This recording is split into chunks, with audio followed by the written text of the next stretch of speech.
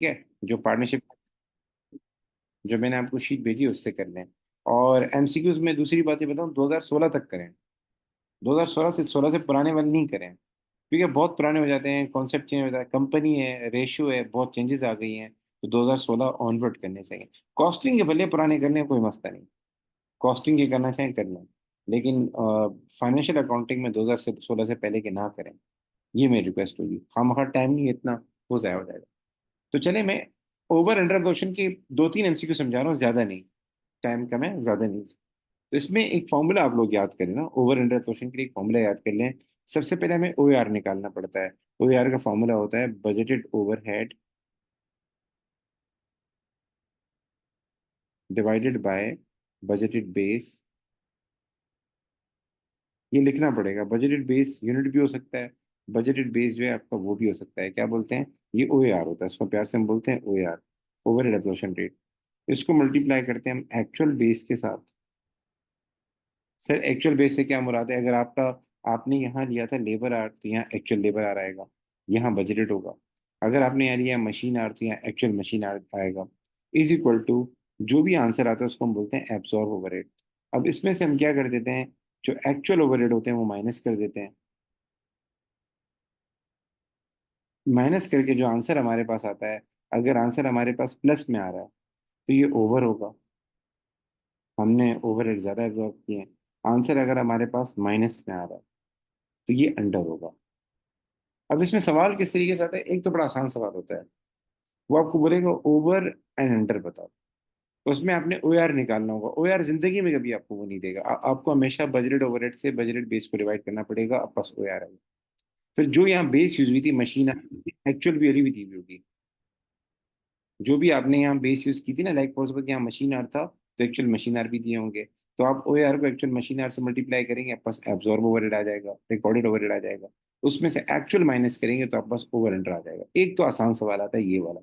एक आता है घुमाने वाला। घुमाने वाले में ये होगा, आपको ओवर दे देगा, अंडर दे देगा, और आपको बोलेगा ओ आर बताओ।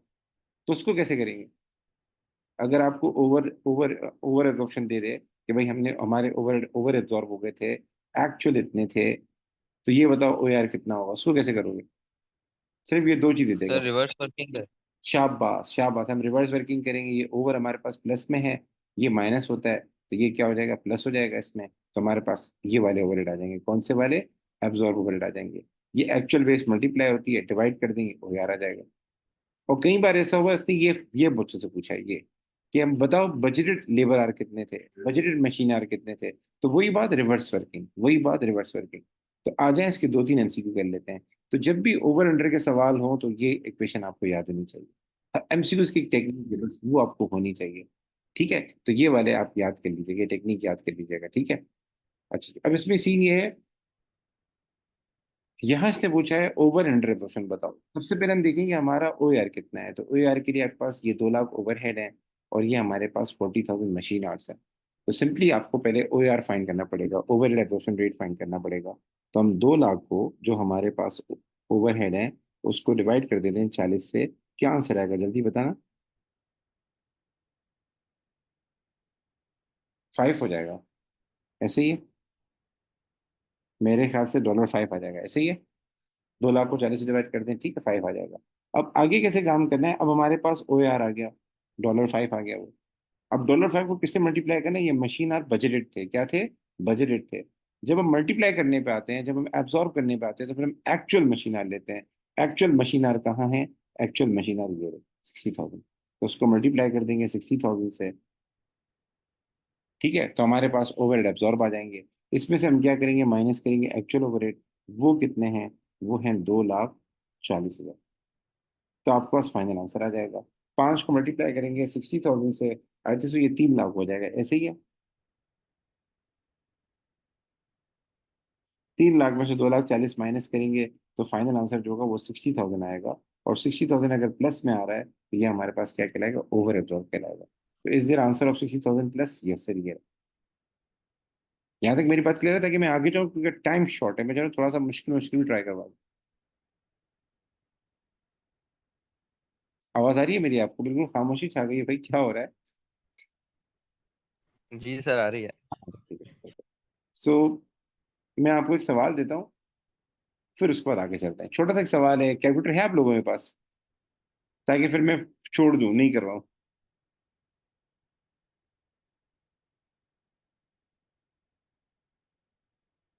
चलें, फिर मैं खुद ही करा देता हूँ, कोई मसला नहीं।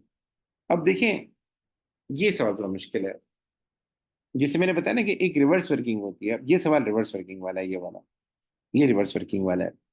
इसमें उसने एक्सपेक्टेड प्रोडक्शन दिया है। एक्सपेक्टेड प्रोडक्शन बोलते हैं बजटेड प्रोडक्शन को। किसको बोलते हैं? बजटेड प्रोडक्शन को, बजटेड को। यानी जो बजटेड बेस होती है उसको कहते हैं। बेस मशीन आर भी हो सकती है, बेस लेबर आर भी हो सकती है, बेस आपकी यूनिट भी हो सकते हैं। ये एक्सपेक्टेड प्रोडक्शन ओवरहेड है, मतलब हमारे वो ओवरहेड है, कौन से वाले? बजटेड ओवरहेड है, ठीक है। ये ओआर निकालने में फाइंड होते हैं। उसके बाद उसने क्या किया, उसके बाद उसने आपको डेटा में दिया हुआ है, आपका अल्लाह भला करे, एक्चुअल प्रोडक्शन ओवरहेड जो आप माइनस कर रहे होते हैं बाद में ओवर अंडर प्रोडक्शन के लिए। और नया सीन ये किया है, इसने नया सीन हमारे साथ ये किया है, इसने सवाल के अंदर दिए under absorption overhead, under absorb दिए हैं। तो उसको कैसे करेंगे? आप इक्वेशन लिखते हैं। आपकी इक्वेशन ये वाली थी, मैं लिख देता हूँ। ओ R multiply by actual base, जो भी बेस है। अब जैसे यहाँ यूनिट है तो यूनिट आ जाएगा, मशीन आर की बात नहीं हो रही, मैं यूनिट लिख देता हूँ। Minus actual overhead is equal to, अगर माइनस में आंसर आएगा तो हम यहाँ लिखेंगे अंडर, प्लस में आंसर आएगा तो हम लिखेंगे प्लस। अब आपने क्या करना है, इस इक्वेशन वैल्यू पुट करनी है। जैसे ये अंडर एब्जॉर्ब है, ये यहाँ आ जाएगा, तो मैं यहाँ लिख देता हूँ -5000। ठीक है। अब ये जो है ना, ये दो जो है, ये ओ आर निकालने में फाइंड होता है। तो इसको मैं क्या करूंगा, ओ आर फाइंड कर लेता हूँ। ओ आर कैसे फाइंड होगा? हमारा 50,000 खर्चा हुआ था, बजटेड, बजटेड एक्सपेक्टेड एक ही चीज है, और 10,000 यूनिट हमने बनाने का सोचा था। तो ये हो जाएगा हमारे पास 5। तो हमारे पास ओ आर आ जाएगा $5। मैं लिख देता हूँ $5। एक्चुअल यूनिट इसने फाइंड करने को बोला है। एक्चुअल अमाउंट ऑफ प्रोडक्शन का मतलब एक्चुअल में कितने यूनिट प्रोड्यूस हुए फाइंड करने को बोला है। तो मैं यहाँ लिख देता हूँ ए यू, ए यू, क्योंकि मुझे नहीं पता कितने हैं। अच्छा जी, उसके बाद आगे चलते हैं। एक्चुअल यूनिट्स के एक्चुअल ओवरहेड की तरफ आते हैं। एक्चुअल ओवरहेड हमारे पास कितने थे? 60,000 थे। ठीक है। तो सर क्या होगा, ये 60,000 आप वहां लेके चले जाएं, 60,000 वहां लेके चले जाएंगे तो ये प्लस हो जाएंगे, तो ये हो जाएगा 55,000। और ये 5 वहां लेके चले जाएं तो ये इससे डिवाइड हो जाएगा। क्या आंसर आएगा? मेरे ख्याल से 11,000 आंसर आएगा, ऐसे ही है। 11,000। 11,000, ठीक है। ये एक एक केस हो गया। बाकी देखें, अब ये क्वेश्चन 6 है, ये भी बच्चों वाला है, आसान है। ये 7 है, ये भी आसान है, ये भी हो जाएगा। अच्छा जी, ये थोड़ा ट्राई कर लेते हैं।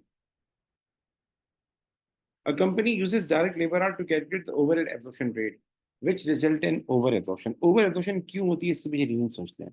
ओवर एब्जॉर्प्शन के पीछे पहला रीजन ये होता है कि जो आपके रिकॉर्डेड ओवरहेड होते हैं,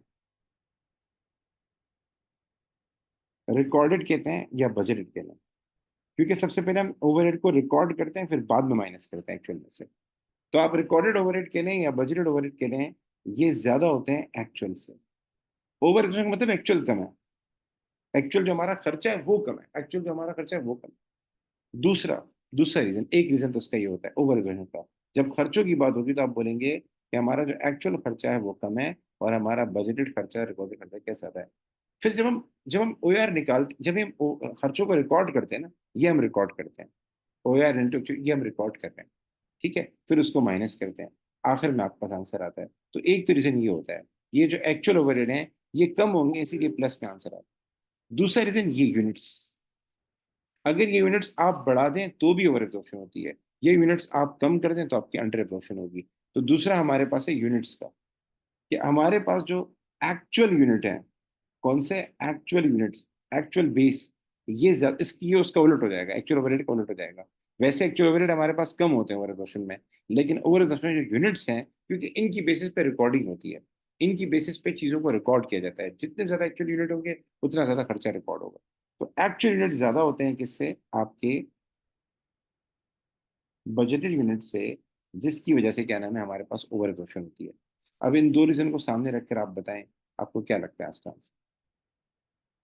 पहला बोल रहा है एक्चुअल ओवरहेड जो है वो ज्यादा है बजटेड ओवरहेड से, ये तो गलत हो जाएगा। दूसरा कह रहा है actual overhead are less than budgeted, ये तो ये सही लग रहा है। बजटेड प्रोडक्शन या बजटेड बेस, बात एक ही है। Budgeted production is greater than actual production, no sir.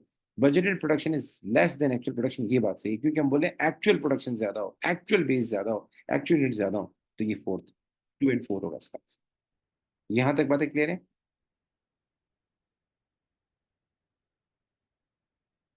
अच्छा जी, देखिए, मैं कोशिश करूंगा मुख्तलिफ किस्म के सवाल डिस्कस करता जाऊं। मेरे ख्याल से ये भी हो जाएगा आप लोगों से। Over recovery, under recovery, over absorption, under absorption same चीज है। ये देखिए सारे एमसीक्यूज रिपीट हो रहे हैं, ये भी आपसे हो जाएगा।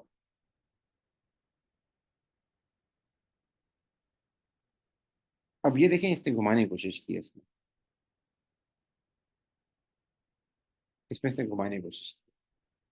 बोल रहे हैं एक मैन्युफैक्चरिंग बिजनेस है, आखिर ऐसा क्या हुआ होगा कि अंडर एब्जॉर्प्शन हुई हो, अंडर एब्जॉर्प्शन हुई हो, ऐसा क्या हुआ होगा? तो अंडर एब्जॉर्प्शन के क्या रीजन होते हैं? एक्चुअल ओवरहेड जो होंगे वो हमारे, अंडर एब्जॉर्प्शन का मतलब क्या है कि हमने ओवरहेड कम रिकॉर्ड किए हैं, हमने ओवरहेड कम रिकॉर्ड किए हैं, असल में ओवरहेड ज्यादा थे। तो एक्चुअल ओवरहेड जो हैं वो आपके ज्यादा होंगे किससे? बजटेड ओवरहेड से। अंडर एब्जॉर्ब मतलब आपने कम रिकॉर्ड किए, अंडर एब्जॉर्ब कह लें, अंडर रिकॉर्डेड कह लें, आपने कम रिकॉर्ड किए। कम रिकॉर्ड के पीछे क्या रीजन होता है? सर ए होगा इसका। ठीक है, एक्चुअल ओवरहेड जो होंगे वो ज्यादा होंगे बजट। अब आते हैं यूनिट्स के ऊपर भी सर आते डी हैं। आंसर होगा। सी होगा, सी होगा। डी और मेरे होगा। को इसका उलट होता है यूनिट्स, इसका यूनिट्स का उलट होता है, यानी एक्चुअल यूनिट्स जो होंगे वो आपके कम होंगे बजटेड से। पहले हमेशा आप सर सी होगा। अब जरा देख लेते हैं, ये जो आर्स है ना, इसका ताल्लुक उससे है, यानी आर्स हो गया, यूनिट हो गया। अच्छा, सेल्स हम नहीं लेते, हम सेल कभी नहीं देखते, क्योंकि ये ओवरहेड जो रिकॉर्ड होते हैं प्रोडक्शन के ऊपर रिकॉर्ड होते हैं, प्रोडक्शन को देखे जाते हैं। तो सेल्स को तो छोड़ ही दें, सेल्स तो काउंट ही नहीं होगा। तो पहले यूनिट्स के ऊपर आते हैं। यूनिट्स के लिए रूल ये है कि आपके एक्चुअल यूनिट्स कम होने चाहिए, एक्चुअल यूनिट्स कम होने चाहिए। तो पहले हम देख लेते हैं 2000, 1000 ये ज्यादा है, ये ओवर एब्जॉर्प्शन हो जाएगी इसमें। अच्छा जी, 3000, 5000 ये तो लग रहा है यार, ये तो लग रहा है, लेकिन फिर भी हम ये वाला भी देख लेते हैं। अच्छा जी, जब हमने ये पढ़ा था, ओवरहेड की बात की थी, एक्सपेंडिचर की बात की थी, तो मैंने कहा एक्चुअल ज्यादा होना चाहिए। तो यहाँ देखें, एक्चुअल क्या है? कम है, बजटेड ज्यादा है। हालांकि हमने कहा एक्चुअल ज्यादा होना चाहिए। अगर बजटेड आपका ज्यादा होगा, एक्चुअल कम होगा, तो इसमें ओवर एब्जॉर्प्शन होगी। तो ये भी क्या हो जाएगा आपका? गलत हो जाएगा। तो आपका आंसर सी बचता है। अब ये थोड़ा सा आपको याद करना पड़ेगा कि ओवर एब्जॉर्प्शन क्या होती है, अंडर एब्जॉर्प्शन क्या होती है, किन सूरतों में होती है। ये थोड़ा दिल में बिठा। अच्छी, मेरे ख्याल से मुझे सी किसने बोला था? उमर हसन ने बोला बस, बाकी किसी ने सी नहीं बोला। अच्छा, अब ये जो देखें, ये थोड़ा घुमाने वाला है, ये वाला थोड़ा घुमाने वाला है। मतलब एक तो होता है ओवर एब्जॉर्प्शन निकालो, अंडर एब्जॉर्प्शन निकालो, वो आसान होता है। ये जो एमसीक्यूज होते हैं ये घुमाने वाले होते हैं। अब ये देखें, अच्छा, ये जो बुक है ना, इसमें 2016 ऑनवर्ड है, ये मैं भेज दूंगा आपको, लेकिन शेयर मत कीजिएगा टॉपिकल्स जो हैं, क्योंकि ये मुझे अलाउड नहीं है, इसलिए मैं यूट्यूब पे भी वीडियो नहीं दे रहा। इसमें मैं आपको बता देता हूँ, वो कह रहा है कि भाई a company uses a direct labour rate of 5.40 per hour to absorb production overhead. हमारा ये रेट, ये ओ आर है, ये क्या हो गया? ये आपका ओ आर हो गया, जिसको आप यूज करते हैं आगे मल्टीप्लाई करने में, ठीक है।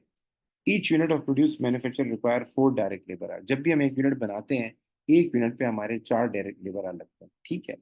The following information is available. हमने जो एक्चुअल प्रोडक्शन इनकर किया था वो ये था, अंडर एब्सॉर्ब ये थे। What was the actual output? Units में बताएं।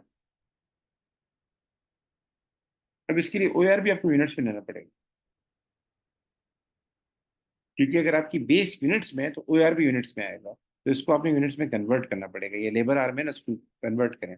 मतलब 5.40 पर आर है, पर एक यूनिट पे 4 घंटे लगते हैं, तो ओआर कितना हो जाएगा जल्दी बताएं? 5.40 है तो मेरे ख्याल से हो जाएगा 20, और 21.6 बन जाएगा, ऐसे ही है। असल में आपने फॉर्मूला पढ़ा होगा ना, मैं जरा दिखा देता हूँ। O R into actual base, ये एक्चुअल यूनिट्स कर दें, माइनस एक्चुअल ओवरहेड कर दें, प्लस में आंसर आएगा तो ओवर होगा, माइनस में आंसर आएगा तो अंडर होगा। मेरी हैंड राइटिंग साफ नहीं है। तो अगर ये बेस यूनिट्स में है ना, तो ओ आर भी यूनिट में होगा। अगर ये बेस आर्स में है, तो ये भी आर्स में होगा। तो ये हमें ओ आर आर्स में दिया हुआ है, तो पहले हम इसको यूनिट में कन्वर्ट करेंगे। तो मैंने 5.40 को मल्टीप्लाई किया 4 से। यार ये कोई सी बोल रहा है, कोई ए बोल रहा है, ये मसले कर रहे हैं बेटा तुम लोग।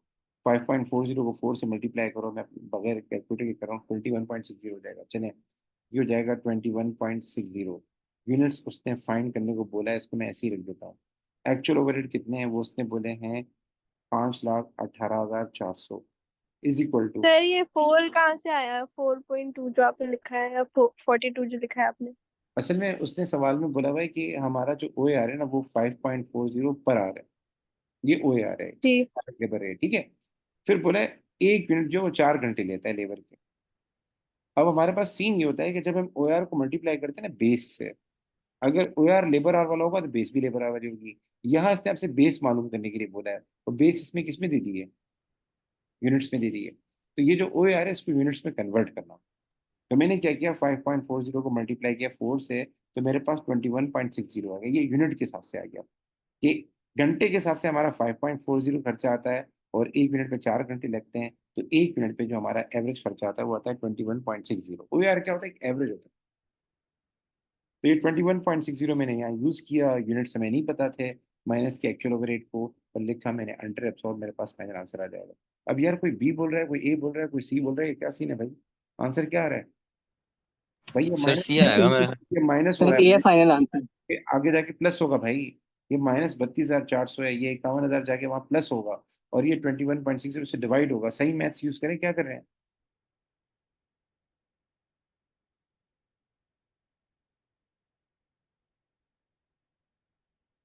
जी जी सर, मैंने कैलकुलेटर से किया है अभी, यही आंसर। यही आंसर है। जी सर। अच्छा जी, आगे चलते हैं। अंडर एब्जॉर्बमेंट वैसे एक्चुअल यूनिट कब होता है? ऐसे ही है, आपके एक्चुअल यूनिट कम नजर आ रहा है। नहीं नहीं, ओके। आगे चलते हैं, ये आसान है, ये आप कर लेंगे।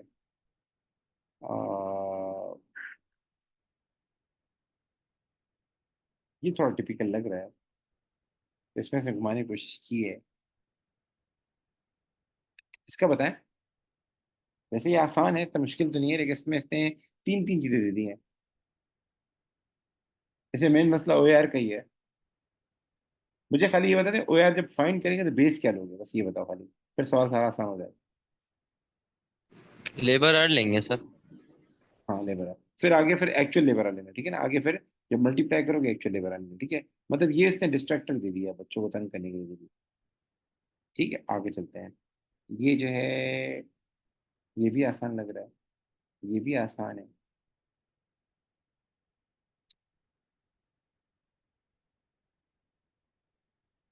अच्छा ये भी आसान है, ये भी हो जाएगा बच्चों से, ये भी हो जाएगा। सर, ये आप आसान वाला टॉपिक क्यों करवा रहे हैं? इनकम्प्लीट रिकॉर्ड्स और कंपनी वाले करवाए ना।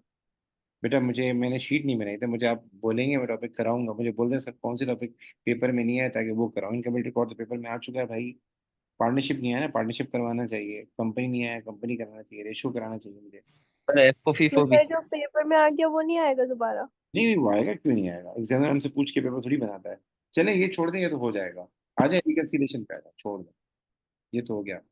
रिकन्सिलेशन नहीं है क्या इसमें? आपके कोर्स में तो रिकन्सिलेशन भी थी, कहाँ चला गया भाई? असल में मैंने एब्जॉर्प्शन लास्ट टाइम करवाया था ना, तो मैंने छोड़ दिया था मतलब थोड़ा सा। तो मैंने कहा मैं आज पूरा करा दूँ। लास्ट टाइम हम ओआर में लग गए थे, ओआर कैसे निकालते हैं, क्या करते हैं, इसी में पूरे हो गए थे। अच्छा जी। अब गए जैसे मेरे पास शीट नहीं है, तो मैं ऐसा कर लेता हूँ, कल का टॉपिक मुझे बता दें, मैं वो करा देता हूँ। एक हमारे पास टॉपिक रहता है रिकन्सिलेशन वाला। क्या ख्याल है, कल ट्राई करवा दूँ? रिकन्सिलेशन है, और लेबर में हमारे पास वो बोनस वगैरह वर्किंग है, वो एक टॉपिक रहता है। जैसे बोले वो करा दूँ, या अगर आपका मूड है इनकम्प्लीट रिकॉर्ड का, वो करा दूँ, जो बोले। इनकम्प्लीट रिकॉर्ड में इक्वेशंस बनानी होती हैं बस 2-3, फिर काम जिंदगी आसान हो जाती है। सर, या मुझे तो इनकम्प्लीट रिकॉर्ड समझना है। ठीक है, आप इनकम्प्लीट रिकॉर्ड को जरा साइड लाइन कर दें, बाकी बच्चों को आता है। मजाक कर रहा हूँ। मार्जिनल कॉस्टिंग करा दूँ, बच्चे बहुत परेशान होते हैं। रोजाना एमसीक्यूज आ रहे होते हैं मेरे सर सामने। इजी है वो तो। जी, यार बच्चे पता नहीं क्यों जी परेशान सर, इसलिए मार्जिनल। अब सर, मार्जिनल बहुत एफओ फीफो मुश्किल में है, वो मसला है, नहीं बाकी तो करना। इजी है सर। मार्जिनल कॉस्टिंग बच्चों को मैं इक्वेशन बोलता हूँ, मैंने बोलता हूँ वो याद कर लो। लाइक एक इक्वेशन है CPU into quantity minus fix cost is equal to profit. एक इक्वेशन ये याद कर लो। नंबर वन, कोई भी चीज दियो, ब्रेक इवन दिया हो, फला दिया हो, ब्रेक इवन है भाई, प्रॉफिट जीरो कर दो। ठीक है। और दूसरी इक्वेशन है, कभी कभार क्या होता है, सीएस रेशो होता है, सीएस रेशो होता है। तो हम लेते हैं CS ratio multiply by sales, जो भी हमारी सेल्स है, minus fix cost is equal to profit. ये दो इक्वेशन बच्चों को याद कराता हूँ। इस दो इक्वेशन में ठीक ठाक मैं सवाल सॉल्व कर लेता हूँ। कभी कभार सवाल में दो प्रोडक्ट होती है, कितनी प्रोडक्ट में, दो प्रोडक्ट होती हैं, तो इसको मैं 2 बार करवाता हूँ। CPU of product 1 into quantity, CPU of product 2 into quantity, मतलब दोनों प्लस हो रहे होते हैं बाद में जाके। तो इस तरह कई सवाल आते हैं, मैं इन दो इक्वेशन से ही पूरे सॉल्व करवा देता हूँ। बच्चों को बोलते ये इक्वेशन सीख लो, जिंदगी आसान हो जाएगी। ठीक है, तो कल ऐसा है, फरमाइश सारी इनकम्प्लीट रिकॉर्ड की, तो कल हम इनकम्प्लीट रिकॉर्ड कर लेते हैं, साथ में रिकंसिलिएशन को भी टच कर लेंगे। ठीक है, सही है। सर जी जी। सर ऐसी कोई इक्वेशन है क्या, fixed cost divided by total contribution multiply by sales revenue equals to break even revenue, ऐसी कोई इक्वेशन है क्या? इक्वेशन एक ये है, ये वाली इक्वेशन है कि break even revenue is equal to. Sir वो तो अलग अलग तरीके से बन सकती है ना अपनी मर्जी से। लेकिन आप ये दो इक्वेशन यूज करेंगे, जिंदगी आसान हो जाएगी, ये दो जो मैंने की। तो ये वाली इक्वेशन है, CS ratio. Break even revenue find करने के लिए शॉर्टकट तरीका होता है fix cost divide by CS ratio is equal to break even revenue. पर मैं बच्चों को बोलता हूँ मैं इससे भी सॉल्व करवा दूंगा इस इक्वेशन से। प्रॉफिट को आप जीरो कर दें, ब्रेक इवन प्रॉफिट जीरो हो जाता है, फिक्स कॉस्ट वहां जाएगी क्या हो जाएगी, प्लस हो जाएगी। और CS रेशो आपका सवाल में गिवन होता है, सेल्स फाइंड करनी आ जाएगी कि हम कितनी सेल्स करें कि भाई क्या नाम है, CS रेशो इतना हो, फिक्स कॉस्ट इतना हो, आ जाएगा आपका आंसर। अगर हम चाहते हैं प्रॉफिट जीरो। ये इक्वेशन जो है ना हर फन में, ओके। मैं सवाल करूंगा तो आपको काफी क्लियर हो जाएगा। अगर मैं सवाल करूंगा ना मार्जिनल कॉस्टिंग एंड इक्वेशन से, तो काफी हद तक क्लियर हो जाएगा। तो कल हम इनकम्प्लीट रिकॉर्ड कर लेते हैं, फरमाइश आ रही है इनकम्प्लीट रिकॉर्ड, और उसके साथ साथ वो कर लेते हैं रिकंसिलिएशन। फिर उससे अगले दिन हम कर लेंगे इन्वेंट्री वैल्यूएशन जो आप कह रहे थे। ठीक है बेटा, अल्लाह हाफिज, अस्सलाम वालेकुम। Okay sir. कोई किसी भी टॉपिक में आपको मसला हो मुझे बोल दीजिएगा, मैं टॉपिक करवा दूंगा आपको। ठीक है, अल्लाह हाफिज।